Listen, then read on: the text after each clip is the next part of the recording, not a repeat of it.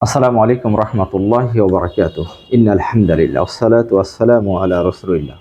সম্মানিত উপস্থিতি, আপনাদের সামনে একটি গুরুত্বপূর্ণ বিষয় নিয়ে আলোচনা করব। সেটি হলো আমাদের সমাজে সরাসরি হয়ে পড়েছে, যেটাকে আমরা হালাল মনে করতেছি। জীবনে চলার পথে সমাজে এমনভাবে সরাসরি হয়ে গেছে, মনে করছে এটা সমাজে হালাল, অথচ আমাদের বাংলাদেশে 90% মুসলিম, অথচ এটা হারাম ইসলামে। এই গান বাজনা সম্পর্কে এবং বাদ্যযন্ত্র সম্পর্কে আপনাদের সামনে গুরুত্বপূর্ণ আলোচনা করব কোরআন এবং সহিহ হাদিসের আলোকে। সম্মানিত উপস্থিতি, একটু ধৈর্য সহকারে শোনার চেষ্টা করবেন, যাতে করে আপনার উপকারিত হতে পারেন ইহকাল এবং পরকালে। সম্মানিত উপস্থিতি, এ ব্যাপারে আল্লাহ সুবহানাহু ওয়া তাআলা সূরা লোকমানের 6 নম্বর আয়াতে বলছেন, আউযু বিল্লাহি মিনাশ শাইতানির রাজীম, বিসমিল্লাহির রহমানির রহিম। ومن الناس من يشتري لهو حديث ليضل عن سبيل الله بغير بعلم وتتخذها هزوا وأولئك لهم عذاب مهين। আল্লাহ সুবহানাহু ওয়া তাআলা বলছেন সূরা লোকমানের 6 নম্বর আয়াতে যে এক শ্রেণীর লোক আছে যারা মানুষদেরকে সঠিক পথ থেকে ভ্রান্ত পথের উদ্দেশ্যে বিভিন্ন ধর্মের অন্ধ গান বাজনা বাদ্যযন্ত্র সংগ্রহ করে ঠাট্টা বিদ্রূপ করে, এদের জন্য রয়েছে অপমানজনক শাস্তি। এমন কিছু লোক আছে, দেখবেন যে সমাজে এমন করে যারা গান বাজনায় অভ্যস্ত, এই শ্রেণীর লোকেরা মানুষদেরকে ভ্রান্ত পথে নিয়ে যাচ্ছে। এই কোরআন আয়াতে বলছে তারা বিভিন্ন ধরনের গান বাজনা দিয়ে মানুষদেরকে ভ্রান্ত পথে নিয়ে যাচ্ছে এবং তারা এই বিষয়গুলো নিয়ে ঠাট্টা বিদ্রূপের মতো নিজের জীবন যাপন করছে। এইভাবে তাদের অন্ধ অনুসরণ করে চলছে অনেকেই। কারণ দেখবেন যারা গান বাজনা এগুলো পছন্দ করে, যেগুলো গায়, তারা কিন্তু এইটা নিয়ে মুক্ত থাকে। সমাজে এটা প্রচলন থাকুক, সমাজে এটা ছড়াছড়ি, এটা তারা চায়। এভাবেই তাদের ইনকাম। সম্মানিত উপস্থিতি, এই গান বাজনা একটি ভ্রান্ত পথ। কেন এই গান বাজনা ভ্রান্ত পথ আপনাকে আগে জানতে হবে। দেখেন, এখানে এই গান বাজনার অধিকাংশই দেখবেন 90%, 99% হলো আজগবি এখানে কথা রয়েছে। আপনার যদি একটু এটার বিশ্লেষণ করতে যান, অধিকাংশই গান বাজনার মধ্যে দেখবেন যে কোনো বাস্তবতার কোনো মিল নেই, অবাস্তব কথা। এমন কিছু অবাস্তব অলৌকিক কথা বলবে, আপনার মাথাকে বিকৃতি করে দিবে। এই গান বাজনা আপনার মাথাকে বিকৃতি করে দিবে। যেখানে এমন কিছু কথা আছে যেগুলো আপনি কখনো শোনেন না, যেগুলো আমি পাথরে ফুল ফুটাবো ভালোবাসা দিয়ে, এই ধরনের কথাবার্তা, এই যে মানে আপনি পাথরে ফুল ফুটে, যেগুলো মানে অকল্পনিক কথা আপনি এই গানের মধ্যে 90% গানের মধ্যে। হ্যাঁ, ওই গানগুলো বাস্তবতা, যেগুলো মানুষদেরকে বাস্তবতা শিক্ষা দেয়, তবে ওখানে বাদ্যযন্ত্র দেওয়া যাবে না। দেখবেন যে অধিকাংশ গানের মধ্যে বাদ্যযন্ত্র এমনভাবে গান বাজনা দিয়ে ফুটিয়ে তোলে, মানে একটা মজমা তৈরি করা হয়। এটা সম্পূর্ণ হারাম। এই জন্য বাদ্যযন্ত্র গান বাজনা দেওয়া হারাম। আপনি ইসলামী নাশিদ, যেটা আল্লাহর দিকে মানুষকে আহ্বান করে, কোরআন হাদিসের দিকে মানুষকে আহ্বান করে, বাস্তবতার মিল আছে, যেখানে বাস্তবতার মিল আছে, মানুষদেরকে বাস্তব শিক্ষা দেয়, যেখান থেকে মানুষ শিক্ষা অর্জন করবে, এরকম নাশিদ, এরকম কবিতা, এরকম আপনার আলোচনা, এগুলো ইসলামে জায়েজ। কিন্তু এমন অবাস্তব বিষয়গুলো আছে যেগুলো গান বাজনা দিয়ে মানুষদেরকে এমনভাবে মত্ত করে রাখে, যেটি ইসলামে সম্পূর্ণ নিষেধ। ইসলাম সবসময় বাস্তবমুখী, অবাস্তবকে কখনোই প্রাধান্য দেয় না। আর মানুষের জীবন এমনই হওয়া উচিত, বাস্তবটাকেই গ্রহণ করা উচিত। অবাস্তব জীবন নিয়ে কি হবে? অলৌকিক যেগুলো কথার কোনো বাস্তবতার কোনো মিল নেই, যেগুলো নিজের জীবনের কোনো মিল নেই, সেটার দিকে আমরা ঘুরে আমাদের সময় লস করে আমরা নিজেকে পাপের দিকে নিয়ে যাচ্ছি। সম্মানিত দিনী ভাই বোনেরা, এই জন্যই রাসূল আল্লাহ সুবহানাহু ওয়া তাআলা বলছেন, যারা এগুলো সংগ্রহ করে, এগুলো মানুষকে ছড়াছড়ি করে দেয়, যেটা বাস্তবতার সাথে মিল নেই, ইসলাম থেকে দূরে সরে দেয়, বাস্তবতা থেকে দূরে সরে যায়, তাদের জন্য রয়েছে অপমানজনক শাস্তি। সম্মানিত দিনী ভাই বোনা, এই ব্যাপারে রাসূল সাল্লাল্লাহু আলাইহি ওয়াসাল্লাম কি বলছেন দেখেন। আবু মালিক আশআরী রাদিয়াল্লাহু তাআলা আনহু বলেন, অবশ্যই রাসূল সাল্লাল্লাহু আলাইহি ওয়াসাল্লাম বলছেন, অবশ্যই আমার পরে কিছু লোক আসবে, আমার পরে, আমার উম্মতের পরে, তাদের পরে এমন এমন সময় আসবে, তারা রেশম কাপড়, নেশাদার দ্রব্য এবং গান বাজনাকে হালাল মনে করবে। দেখেন, আপনি সমাজের দিকে তাকিয়ে দেখেন, এই হাদিসের সাথে মিল রেখে আপনি সমাজের দিকে তাকায় দেখেন। আজকে সমাজে রেশমি কাপড় পুরুষরা পরতেছে, মহিলাদের পরা জায়েজ, পুরুষরা পরতেছে। কি কাপড় পরতেছে সে নিজেও জানে না, আসলে এটা হালাল না হারাম এটাও সে চিন্তাই করতেছে না। এবং নেশাদার দ্রব্য, যেগুলো নেশাদার দ্রব্য দেখবেন, বিড়ি, সিগারেট, মদ, গাঁজা সমাজে এমন সরাসরিভাবে খাচ্ছে, কেউ কিছু মনেই করতেছে না, মনে করতেছে এটা হালাল, অথচ সম্পূর্ণ এটা হারাম, সম্পূর্ণ এটা হারাম। আবার এই গান বাজনা, গান বাজনার ব্যাপার, গান বাজনাকে আমরা হালাল মনে করছি। প্রত্যেকটি মোবাইলে গান বাজনা বাজতেছে, যারা নামাজ পড়ে তাদেরও একই অবস্থা হয়ে যাচ্ছে। আজকে সমাজে এমন সরাসরি গান বাজনা হয়ে গেছে যে আপনি একটা বাড়িতে 5-6টা রুম আছে, 3-4টা রুম আছে, প্রত্যেক রুমে লোক আছে, প্রত্যেক রুমে তাদের সাথে একটা করে মোবাইল আছে, প্রত্যেকটা মোবাইলেই গান বাজনা বাজতেছে, কিছুই মনে করতেছে না, কিছুই মনে করতেছে না, অথচ এটা সম্পূর্ণ হারাম। এদের জন্য রয়েছে অপমানজনক শাস্তি, যারা এগুলোর মধ্যে মক্ত রয়েছে।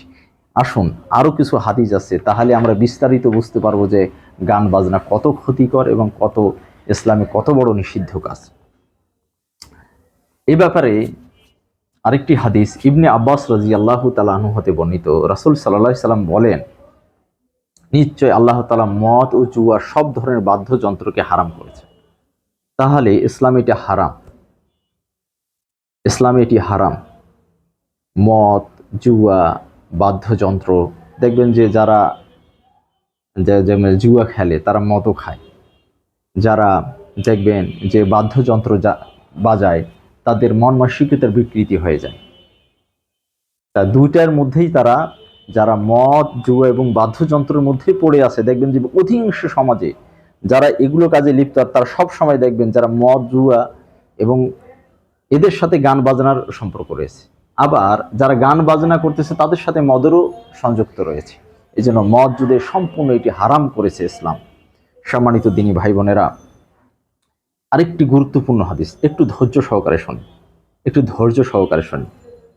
নাফি রাহিমাহুল্লাহ বলছেন, নাফি রাহিমাহুল্লাহ বলছেন যে একদা আমাকে ইবনে ওমর রাদিয়াল্লাহু তাআলা আনহু, ইবনে ওমর রাদিয়াল্লাহু তাআলা আনহু বলছেন যে তিনি একদা গান বাজনার আওয়াজ শুনতেছেন, এক জায়গা থেকে এক জনপদ দিয়ে যাচ্ছিলেন, এর মধ্যে গান বাজনার শব্দ শুনছেন। তখন ইবনে ওমর রাদিয়াল্লাহু তাআলা আনহু কানে আঙ্গুল দিয়ে এইভাবে দূরে সরে গিয়ে নাফেকে বললেন যে, নাফে এখন কি কোনো শব্দ শোনা যাচ্ছে? তখন নাফে বলল যে না। তখন ইবনে ওমর রাদিয়াল্লাহু তাআলা আনহু বলেন, আমি একদা রাসূল সাল্লাল্লাহু আলাইহি সাল্লামের সাথে ছিলাম, এর সময় গান বাজনা বাজছিল এক জায়গায়। তখন রাসূল সাল্লাল্লাহু আলাইহি সাল্লাম না কানে আঙ্গুল ঢুকিয়ে দিয়ে তিনি দূরে সরে গিয়ে বললেন যে, ইবনে ওমর এখন কি গান বাজনা বাজতেছে? তো বলছে যে না। আমি তোমাকে হুবহু এই দৃষ্টান্ত দেখালাম যে সামনে গান বাজছেন, এইভাবে রাসূল সাল্লাল্লাহু আলাইহি সাল্লাম দূরে সরে গিয়ে। আর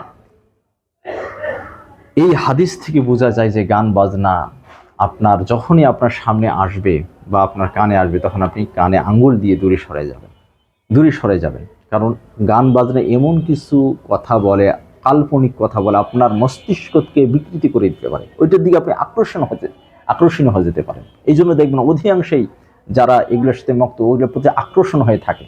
ওইটা একটা জুয়ার মতো, একটা মতের মতো, ওইটা নেশার মতো একটা। দেখবেন যে অনেকে আছে কষ্টে পড়লেও গান শোনে, গান বাজনা শোনে, সুখে থাকলেও গান শোনাবার, কেন? ওইটা একটি নেশার মতো হয়ে গেছে, ওইটাকেই নিয়েই সে পড়ে থাকে যে এইটাই আমার শান্তি দিতে পারে। এই জন্য ওটার কাছেই যাওয়া যাবে না। যখনই কোনো গান বাজনা শোনা যায় তখনই কানে হাত দিয়ে দূরে সরে যাবে। সম্মানিত দিনী ভাই বোন, একটু বোঝার চেষ্টা করুন। আমরা এখন ইয়ারফোন দিয়ে আমরা কানে লাগিয়ে আমরা গান শুনি, আর রাসূল সাল্লাল্লাহু আলাইহি সাল্লাম কানে আঙ্গুল দিয়ে দূরে সরে যাইতেন। কি শ্রেষ্ঠ নবী, যার আমরা উম্মত, আমরা যাকে আমরা অনুসরণ করতে বলেছেন, লাকাদ কানা লাকুম ফি রাসূলিল্লাহি উসওয়াতুন হাসানাহ, তোমাদের মধ্যে উত্তম আদর্শ হলো রাসূলের মধ্যে। যার আদর্শ গ্রহণ করতেন তিনি কি করতেন? গান বাজনা আসলে। আর আমরা করি কি? ইয়ারফোন দিয়ে আমরা গান বাজনা শুনি, আমরা হালাল মনে করছি এটা, অথচ সম্পূর্ণ হারাম। আমরা যে নিজেরা যে কত ক্ষতিগ্রস্ত হচ্ছি আমরা নিজেরও জানি না। একটু বোঝার চেষ্টা করুন। আজকে এটার পর থেকে, আজকে ডিনাই করুন, আজকের পর থেকে এটাকে ডিনাই করে দিন, যে আজকের পর থেকে যেহেতু এটা ইসলামে হারাম, আমি আজকে থেকে আর শুনবো না।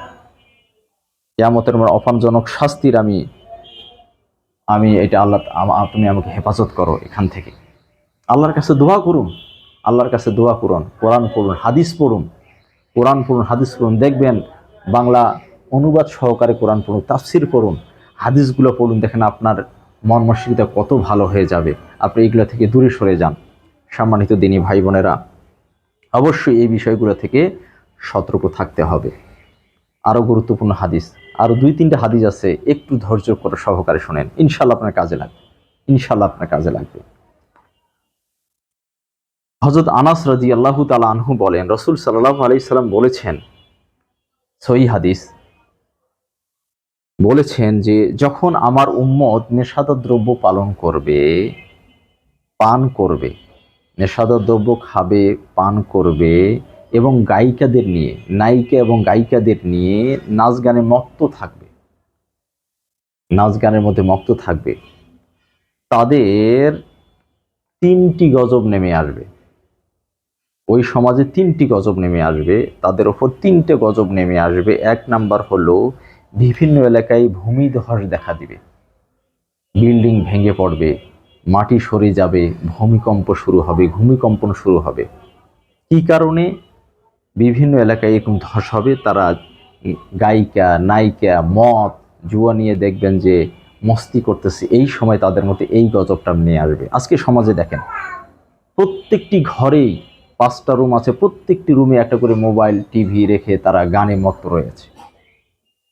দেখবেন বিভিন্ন জায়গায় এমন সমাজ আছে, এমন এলাকা আছে, ওখানে মদ, জুয়া সরাসরি, গান বাজনা সরাসরি। ওই সমাজে আল্লাহর গজব নেমে আসবে, ভূমিধস দেখা দিবে। ওই সমাজে আপনি চেষ্টা করবেন ওগুলো থেকে নিজে দূরে তো রাখবেনই, এগুলো যদি আপনি তাদেরকে পরিবর্তন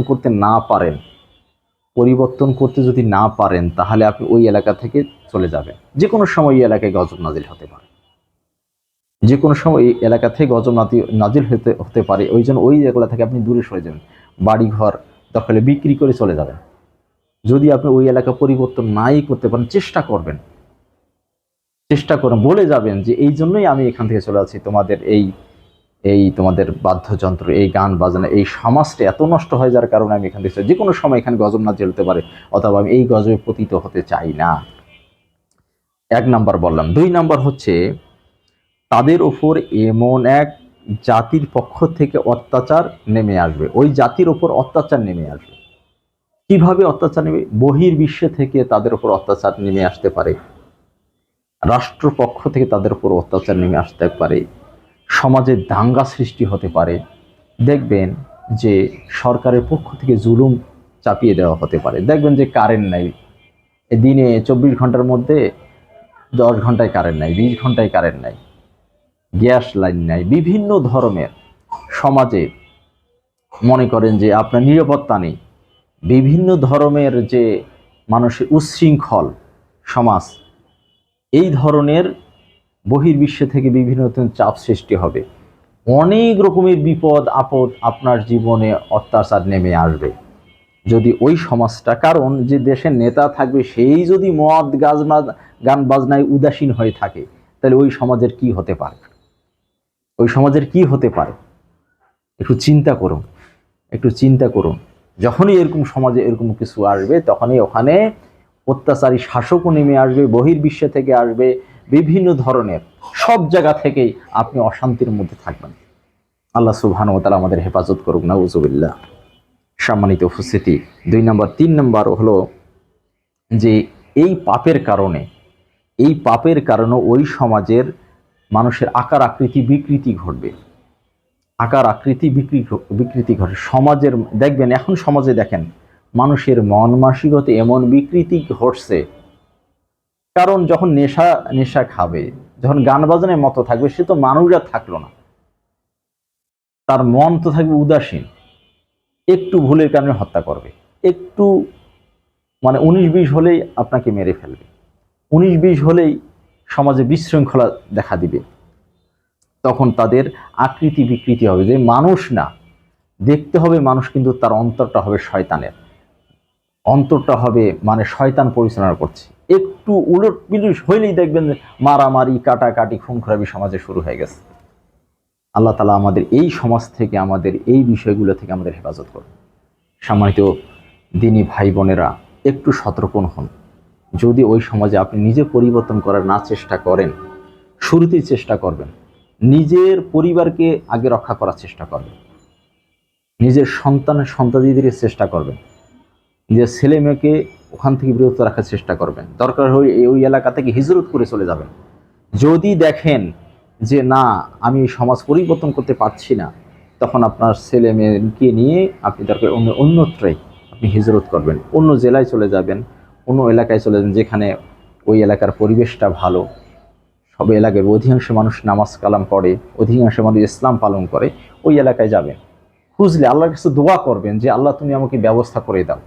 তাহাজ্জুদ নামাজ পড়ে কান্নাকাটি করবেন, ইনশাআল্লাহ আল্লাহ আপনার ব্যবস্থা করে দিবে। নিজে বাঁচো, কু আনফুসিকুম ওয়ালাইকুম নার, নিজে বাঁচো, আল পরিবারকে বাঁচো। যদি সমাজকে পরিবর্তন করতে না পারে, নিজে তো বাঁচতে হবে। সম্মানিত উপস্থিতি, রাসূল সাল্লাল্লাহু আলাইহি ওয়াসাল্লাম এই 3টি কঠিন মহাবিপদ এবং মহাপাপের কথা বলেছেন। সম্মানিত উপস্থিতি, আরেকটি গুরুত্বপূর্ণ হাদিস আপনাদেরকে বলি, যে ইবনে আব্বাস রাদিয়াল্লাহু তাআলা আনহু হতে বর্ণিত, রাসূল সাল্লাল্লাহু আলাইহি ওয়াসাল্লাম বলেছেন, অবশ্যই অবশ্যই মানে হবেই হবে, অবশ্যই অবশ্যই আমার উম্মতের কিছু লোক বিভিন্ন ধরনের খাদ্য পানি এবং মদ নিয়ে আমোদ ফুর্তি করে রাত যাপন করবে, রাতকে কেটে দিবে, আমোদ ফুর্তি করে, গান বাজনা, মদ জুয়া এগুলো খেতে আমোদ ফুর্তি করবে। দেখেন সমাজে, আপনার সমাজে আছে কিনা, আপনার এলাকায় আছে কিনা, আপনার শহরে আছে কিনা, আপনার প্রতিবেশী আছে কিনা, দেখেন যে তারা সারা রাত মদ জুয়া গান বাজনা এভাবে করে তাদের সারা রাত কেটে দিচ্ছে। তখন রাসূল সাল্লাল্লাহু আলাইহি সাল্লাম বলছেন, তাদের সকাল হবে বান্দরের মতো, বানরের মতো তার সকাল হবে, এবং শূকরের মতো তাদের আকার আকৃতি হবে।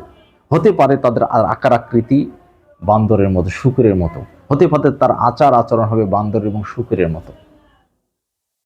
কত বড়, কত বড় অভিশাপ, কত বড় এই গান বাজনা আমাদের বিপজ্জনক হয়ে আসবে। সম্মানিত উপস্থিতি, একটু বোঝার চেষ্টা করুন, এখনই পরিবর্তন হওয়ার চেষ্টা করুন, এখনই পরিবর্তন হওয়ার চেষ্টা করুন।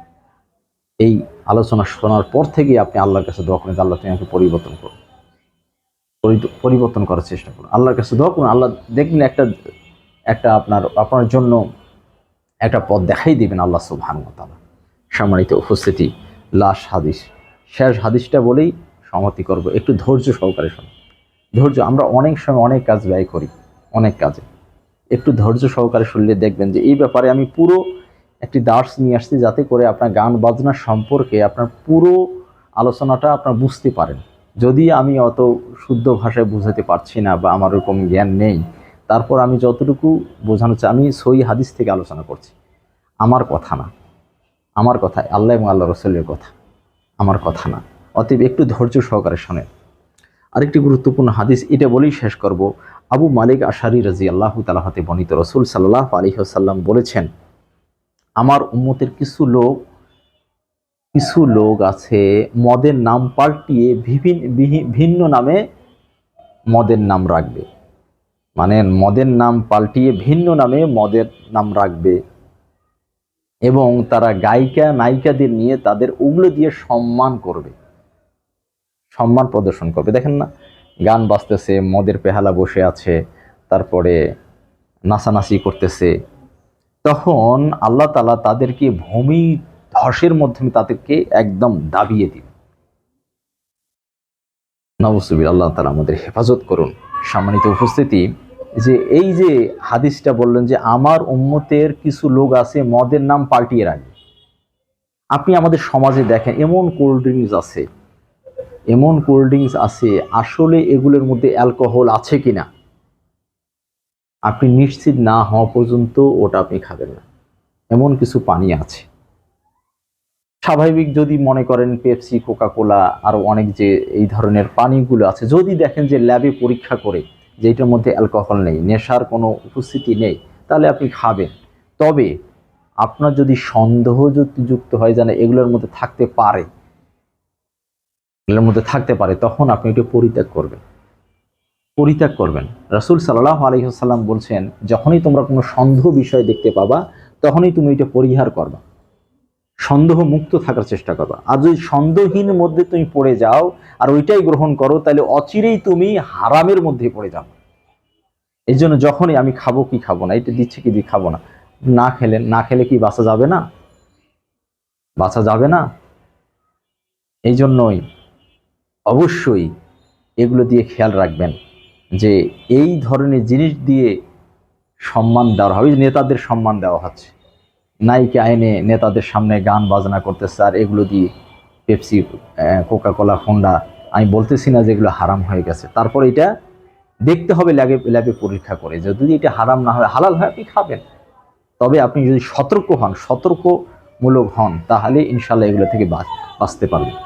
সম্মানিত উপস্থিতি, যে হাদিস এবং কোরআন আয়াত দিয়ে আপনাদেরকে আলোচনা করলাম, অবশ্যই আপনার জীবনে যদি আপনি চেষ্টা করেন যে আমি এগুলো গ্রহণ করলাম, কারণ এহকালীন পরকালীন এই দুইটা নিয়েই কিন্তু আপনার জীবন। পরকালীন জীবনই হলো আসল জীবন।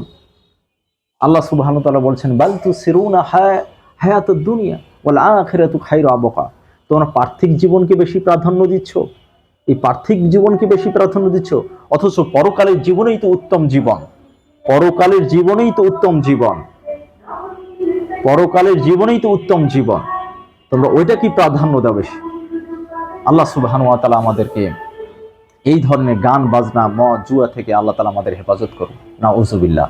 আল্লাহ সুবহানাহু ওয়া তাআলা আমাদেরকে হেফাজত করুন। সম্মানিত উপস্থিতি, আমি যে আলোচনাগুলো করলাম, যে কথাগুলো বললাম, এগুলো আমার কথা না, আল্লাহ এবং আল্লাহ রসুলের কথা। অতএব আপনারা এই কথাগুলো মেনে করার চেষ্টা করবেন। আল্লাহ সুবহানাহু ওয়া তাআলা আমাদের তৌফিক দান করুক, যেন গান বাজনা, জুয়া থেকে আমরা দূরে থাকতে পারি। আসসালামু আলাইকুম ওয়া রাহমাতুল্লাহি ওয়া বারাকাতুহু।